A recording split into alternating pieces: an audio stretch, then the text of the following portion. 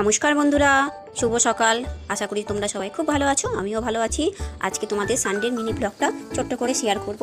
এই দেখো, আমি সকালবেলা ঘুম থেকে উঠে গরম গরম চা করে চা খেয়ে নেব। তারপরে এই দেখো, একটু তাল মাখাও ছিল, মানে দুদিন আগে আমি তালটাকে মেখে কিছুটা বড়া করেছিলাম আর কিছুটা রেখে দিয়েছিলাম। সেই তালটা একটু বড়া করব। তারপরে আমি সকালে ব্রেকফাস্টে আমি লুচি আর আলুর তরকারি করে নেব। লুচি আর আলুর তরকারি সবাইকে দিলাম আর আমারও খেয়ে নিলাম। তারপরে দিদি বাজারে গেছে, দিদি বাজার থেকে কী নিয়ে আসবে সেটাও তোমাদের কাছে শেয়ার করব। আর আজকে কী রান্না হবে সেটাও তোমাদের কাছে দেখাবো।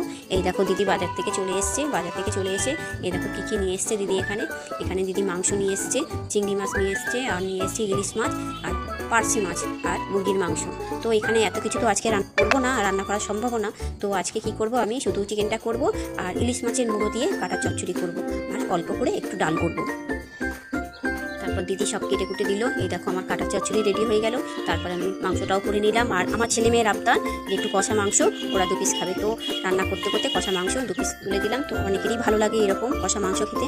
তারপর দুপুরের লাঞ্চে নিয়ে বসলাম। এই দেখো, কাটার চচ্চড়ি, স্যালাড, মাংস। আর যেহেতু ডাল করতে হবে তাই অল্প করেই ডাল করেছি, মাংস হলে আমাদের ডাল সেরকম লাগে না। এই দেখো, মাংসটাও আমি মাখা মাখা করেছি। সাধারণত মাংস দিদি রান্না করে, মাঝে মধ্যে আমি রান্না করি।